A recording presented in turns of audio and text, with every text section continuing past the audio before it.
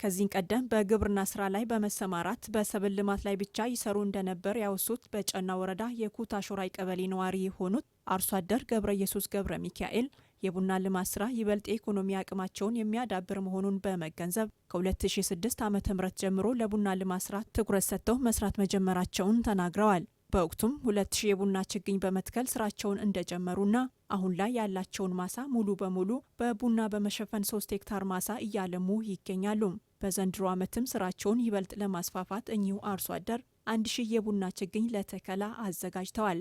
ምርታማነታቸው እንዲሻሻልም ኮምፖስት አዘጋጅተው እንደሚጠቀሙ ተናግረዋል። በዚሁ ስራ ከተሰማሩት መካከል የዚሁ ቀበሌ ነዋሪ የሆኑት ሴት አርሶ አደር አስካለ ኃይሌ አንዷ ሲሆኑ በወረዳው በ2002 ዓ.ም የቡና ልማት ንቅናቄ ሲፈጠር በወቅቱ የቡና ችግኝ በማዘጋጀት በጓሯቸው ላይ ውስን ቦታ ላይ ብቻ እንደተከሉ ነበር ያወሱን።